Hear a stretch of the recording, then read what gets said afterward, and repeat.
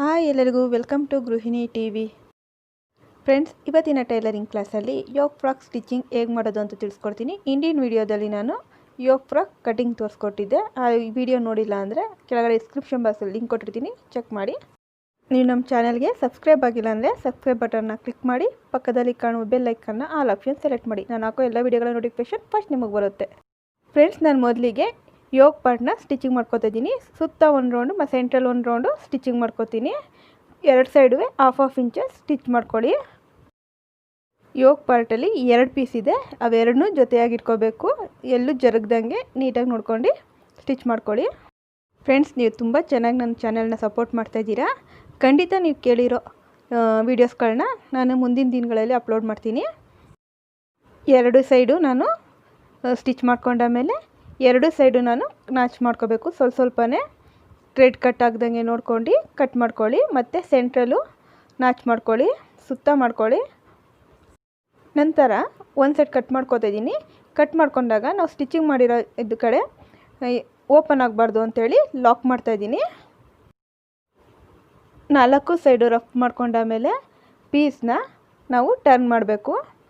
ಅಂದರೆ ಉಲ್ಟಾ ಇರೋ ಪೀಸ್ನ ನಾವು ಸೀದಾ ಮಾಡ್ಕೋತಾ ಇದ್ದೀನಿ. ಪೀಸ್ನ ಸೀದಾ ಮಾಡಿದ ಮೇಲೆ ಅದನ್ನ ನೀಟಾಗಿ ಐರನ್ ಮಾಡ್ಕೋತೀನಿ. ನಂತರ ಕಟ್ ಮಾಡಿದ ಪೀಸ್ನ 2 ತುದಿನೂ ಸಮವಾಗಿಟ್ಕೊಂಡು ಹಾಫ್ ಇಂಚಸ್ಗೆ ಸ್ಟಿಚ್ ಹಾಕೋಬೇಕು. ಈಗ ಸ್ಟಿಚ್ ಹಾಕೊಂಡಾಮೇಲೆ ಪೀಸ್ನ ಟರ್ನ್ ಮಾಡಿ, ನಾನು ಇಟ್ಟಿದ್ದೀನಲ್ಲ ಆ ಥರ ಕಚ್ಚಾ ಪೀಸ್ನ ಟರ್ನ್ ಮಾಡಿ ಅದ್ರ ಮೇಲೊಂದು ಟಾಪ್ ಸ್ಟಿಚ್ ಹಾಕ್ಕೊಳ್ಳಿ.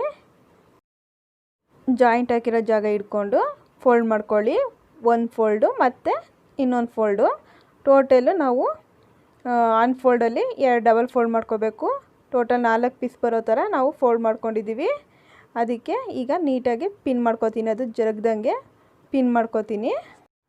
ಜಾಯಿಂಟ್ ಮಾಡಿರೋ ಜಾಗದಿಂದ ನಾನು 3 ಇಂಚಸ್ಗೆ ಮಾರ್ಕ್ ಮಾಡ್ಕೋತಿದ್ದೀನಿ.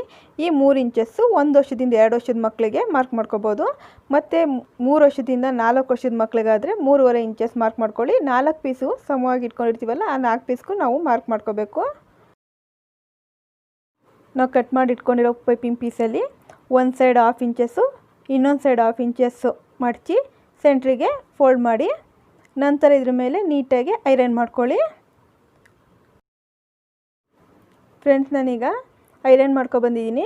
ಐರನ್ ಮಾಡ್ಕೊಬಂದಾಗ ಪೀಸ್ ಹೀಗಿರುತ್ತೆ. ಇದನ್ನು ನಾನು ಸ್ಕರ್ಟ್ ಪಾರ್ಟ್ಗೆ ಹಾರ್ಮೋನ್ ಶೇಪ್ ಇದೆಯಲ್ಲ, ಶೇಪ್ ತೆಗೆದಿದ್ದೀವಲ್ಲ ರೌಂಡಿಗೆ, ಅಲ್ಲಿ 4 ಸೈಡು ನಾನು ಇದನ್ನ ಅಟ್ಯಾಚ್ ಮಾಡ್ತೀನಿ. ಗಮನ ಇಟ್ಟು ನೋಡ್ಕೊಳ್ಳಿ.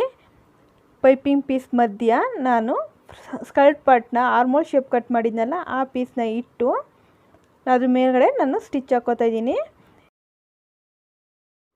ಸ್ಟಿಚ್ ಹಾಕಬೇಕಾದ್ರೆ ಸ್ಕರ್ಟ್ ಪಾರ್ಟು ಜರಗ್ದಂಗೆ ನೋಡ್ಕೊಳ್ಳಿ. ನೀಟಾಗಿ ಫೀಡಿಂಗ್ ಕೊಟ್ಟು ಸ್ಟಿಚಿಂಗ್ ಮಾಡ್ಕೋಬೇಕು. ಸ್ಟಿಚಿಂಗ್ ಆಮೇಲೆ 2 ಸೈಡು ಪೈಪಿಂಗ್ ಪೀಸ್ ಎಕ್ಸ್ಟ್ರಾ ಇರೋದನ್ನ ಕಟ್ ಮಾಡ್ಕೊಳ್ಳಿ. ನಂತರ ಮಿಕ್ಕ ಸೈಡಲ್ಲೂ ನಾವು ಇದೇ ರೀತಿ ಅಟ್ಯಾಚ್ ಮಾಡ್ಕೋಬೇಕು. ನೋಡಿ ಈಗ ಆಗಿದೆ, ಎಷ್ಟು ನೀಟಾಗಿ ಬಂದಿದೆ ಅಂತ. ಫ್ರೆಂಡ್ಸ್, ನಾನು ಈಗ 2 ಸೈಡು ಪೈಪಿಂಗ್ ಅಟ್ಯಾಚ್ ಮಾಡ್ಕೊಬಂದಿದ್ದೀನಿ. ಇದೇ ಥರ ಇನ್ನೊಂದು ಪೀಸ್ಗೂ ನಾನು ಪೈಪಿಂಗ್ ಅಟ್ಯಾಚ್ ಮಾಡ್ಕೊಂಡಿದ್ದೀನಿ. ಬಾರ್ಡ್ರಿಗೆ ಅಂತ ಗ್ರೀನ್ ಕಲರ್ ಪೀಸ್ನ ಕಟ್ ಮಾಡ್ಕೊಂಡಿದ್ನಲ್ಲ, ಆ ಪೀಸ್ ತೊಗೊಂಡಿದ್ದೀನಿ.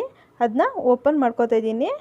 ಅನ್ಫೋಲ್ಡಲ್ಲಿ ಕಟ್ ಮಾಡ್ಕೊಂಡಿದ್ದು ಅದನ್ನ ಓಪನ್ ಮಾಡ್ಕೊಂಡು ಒಂದು ಸೈಡ್ಗೆ ಹಾಫ್ ಇಂಚಸ್ಸು ಸ್ಟಿಚ್ ಹಾಕ್ಕೊಳ್ಳಿ. ಫೋಲ್ಡ್ ಮಾಡಿ ಸ್ಟಿಚ್ ಹಾಕ್ಕೊಳ್ಳಿ.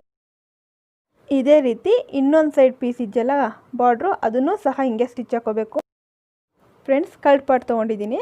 ಈಗ ನಾನು ಇದನ್ನ ಸೀದಾ ಮತ್ತು ಉಲ್ಟಾ ಸೈಡ್ ನೋಡ್ಕೊತೀನಿ. ಉಲ್ಟಾ ಸೈಡು ಮೇಲ್ ಬರಬೇಕು, ಅಂದರೆ ಬ್ಯಾಕ್ ಸೈಡು ಮೇಲ್ ಬರಬೇಕು. ಫ್ರಂಟ್ ಕೆಳಗಡೆ ಫೇಸ್ ಸೈಡು ಡೌನ್ಗೆ ಹೋಗಬೇಕು. ಮತ್ತು ಅದ್ರ ಮೇಲೆ ಬಾರ್ಡ್ರ್ ಇಟ್ಕೊಳ್ಳಿ. ಬಾರ್ಡ್ರು ಸಹ ಉಲ್ಟಾ ಸೈಡ್ ಇಟ್ಕೋಬೇಕು.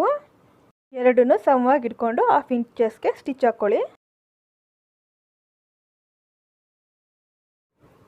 ನಂತರ ಪೀಸ್ನ ನಾನು ಫೇಸ್ ಸೈಡ್ಗೆ ಟರ್ನ್ ಮಾಡ್ಕೊಂಡು ಬಾರ್ಡ್ರ್ ಪೀಸ್ನ ಕಚ್ಚಾ ಪೀಸ್ ಕವರ್ ಆಗೋ ಥರ ಪೀಸ್ನಿಟ್ಟು ಅದ್ರ ಮೇಲೆ ನಾನು ಸ್ಟಿಚ್ ಹಾಕೋತೀನಿ.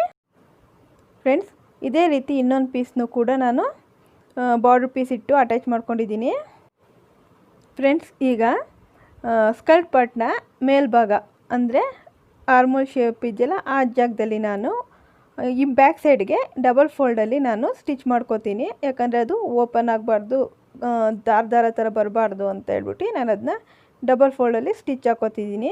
ಓಪನ್ ಮಾಡಿದಾಗ back side 2 mark, front side 2 mark ಬರುತ್ತೆ. ಯಾವ್ದಾರ ಒಂದು ಸೈಡು ನೀವು ಅಳತೆ ಮಾಡ್ಕೊಳ್ಳಿ, ಎಷ್ಟು ಬರುತ್ತೆ ಅಂತ ನೋಡ್ಕೊಳ್ಳಿ. ನನಗಿಲ್ಲಿ 9.25 ಬರ್ತಿದೆ. ಸ್ಕರ್ಟ್ ಪಾರ್ಟಲ್ಲಿ ನಾನು ಸಣ್ಣ ಸಣ್ಣ ನೆರಿಗೆಗಳು ಇಟ್ಕೊಂಡು ಹೋಗ್ತೀನಿ. ಅದು ಸುಮಾರು 9.25 ಇಂಚಸ್ ಅಷ್ಟು ಬರಬೇಕು. ಅಳತೆ ಮಾಡಿದಾಗ ಅಷ್ಟು ಬರೋವರೆಗೂ ನಾನು ಸಣ್ಣ ಸಣ್ಣ ನೆರಿಗೆಗಳನ್ನ ಇಟ್ಕೊಂಡು ಹೋಗ್ತೀನಿ. ನಾನು ಸ್ಕರ್ಟ್ ಪಾರ್ಟಲ್ಲಿ ಲೈನಿಂಗ್ ಪೀಸು ಸಹ ಕಟ್ ಮಾಡ್ಕೊಂಡಿದ್ದೀನಿ. ಲೈನಿಂಗ್ ಪೀಸ್ನ ಸ್ಕರ್ಟ್ ಪಾರ್ಟ್ ಎಷ್ಟು ಕಟ್ ಮಾಡ್ಕೊಂಡಿದ್ದೀನೋ ಅಷ್ಟೇ ಲೈನಿಂಗ್ ಪೀಸ್ ಕಟ್ ಮಾಡ್ಕೊಂಡಿದ್ದೀನಿ. ಇಲ್ಲಿ ಲೈನಿಂಗ್ ಪಾರ್ಟ್ ಕಟ್ ಮಾಡಿರೋ ವೀಡಿಯೋನ ಕಟಿಂಗ್ ಪಾರ್ಟಲ್ಲಿ ಮಿಸ್ ಆಗಿತ್ತು ಫ್ರೆಂಡ್ಸ್. ನೆಕ್ಸ್ಟ್ ವೀಡಿಯೋದಲ್ಲಿ ನಿಮಗೆ ಅದನ್ನ ಕ್ಲಿಯರಾಗಿ ತೋರಿಸ್ಕೊಡ್ತೀನಿ, ಲೈನಿಂಗ್ ಪಾರ್ಟ್ ಹೇಗೆ ಕಟ್ ಮಾಡಬೇಕು ಅಂತ. ಈ ರೀತಿ ಪ್ಲೀಟ್ಸ್ ಇಟ್ಕೊಂಡು ಆಮೇಲೆ ಒಂದು ಸತಿ ಅಳತೆ ಮಾಡ್ಕೊಳ್ಳಿ. ಕಮ್ಮಿ ಬಂದರೆ ಸ್ವಲ್ಪ ನೆರಿಗೆ ಬಿಚ್ಚಿ ಸ್ವಲ್ಪ ಜಾಸ್ತಿ ಮಾಡ್ಕೊಳ್ಳಿ. ಇದೇ ರೀತಿ 2 ಸೈಡು ಮಾಡ್ಕೋಬೇಕು. ನಂತರ ನಾವು ಮಾರ್ಕ್ ಮಾಡಿದ್ದೀವಲ್ಲ ಆ ಪೀಸ್ನ ಮಾರ್ಕಿಂಗ್ ಜಾಗಕ್ಕೆ ನಾವು ಪೈಪಿಂಗ್ ಮಾಡಿರೋ ಜಾಗ ಫಿಕ್ಸ್ ಆಗಿ ಅದ್ರ ಮೇಲಿಂದ ಸ್ಟಿಚಿಂಗ್ ಬಂದು ಮತ್ತೆ ಮಾರ್ಕಿಂಗ್ ಮಾಡಿರೋ ಜಾಗ ಇನ್ನೊಂದು ಸೈಡ್ ಪೈಪಿಂಗ್ ಬಂದಿದೆಯಲ್ಲ ಅಲ್ಲಿಗೆ ಕೊನೆ ಆಗಬೇಕು ಫ್ರೆಂಡ್. ಇದ್ರ ಮೇಲೆ ನಾವು ಸ್ಟಿಚ್ ಹಾಕೋಬೇಕು. ಸ್ಕರ್ಟ್ ಪಾರ್ಟು 1/2 ಇಂಚಸ್ ಒಳಗಡೆ ಇರೋ ಥರ ಸ್ಟಿಚ್ ಮಾಡ್ಕೊಳ್ಳಿ ಫ್ರೆಂಡ್ಸ್. ನೆಕ್ಸ್ಟ್ ಕ್ಲಾಸಲ್ಲಿ ನೆರಿಗೆ ಹೇಗೆ ಹಿಡಿಯೋದು ಅಂತ ನಿಮಗೆ ತಿಳಿಸ್ಕೊಡ್ತೀನಿ. ಈಗ ಒಂದು ಸೈಡ್ ಅಟ್ಯಾಚ್ ಮಾಡಾಗಿದೆ ಫ್ರೆಂಡ್, ನೋಡಿ ಈ ಥರ ಅಟ್ಯಾಚ್ ಮಾಡ್ಕೋಬೇಕು. ಮತ್ತು ಇನ್ನೊಂದು ಸೈಡು ಅದೇ ರೀತಿ ಅಟ್ಯಾಚ್ ಮಾಡಿ ಸೈಡ್ ಸಿಮ್ ಮಾಡ್ಕೊಳ್ಳಿ. 2 ಸೈಡಲ್ಲೂ 1/2 ಇಂಚಸ್ ಸ್ಟಿಚ್ ಮಾಡ್ಕೊಳ್ಳಿ ಫ್ರೆಂಡ್ಸ್. ಡ್ರೆಸ್ ಕಂಪ್ಲೀಟ್ ಆಗಿದೆ. ನಿಮ್ಮ ಅಭಿಪ್ರಾಯ ಏನೇ ಇದ್ದರೂ ಕಮೆಂಟ್ ಮೂಲಕ ತಿಳಿಸಿ, ಮತ್ತು ಲೈಕ್ ಮಾಡಿ, ಶೇರ್ ಮಾಡಿ. ನಮ್ಮ ಚಾನಲ್ ಇನ್ನೂ ನೀವು ಸಬ್ಸ್ಕ್ರೈಬ್ ಆಗಿಲ್ಲ ಅಂದರೆ ಸಬ್ಸ್ಕ್ರೈಬ್ ಮಾಡ್ಕೊಳ್ಳಿ. ಮತ್ತೊಂದು ವಿಡಿಯೋದಲ್ಲಿ ಮತ್ತೆ ಸಿಗ್ತೀನಿ. ಅಲ್ಲಿವರೆಗೂ ಥ್ಯಾಂಕ್ ಯು ಆ್ಯಂಡ್ ಬಾಯ್.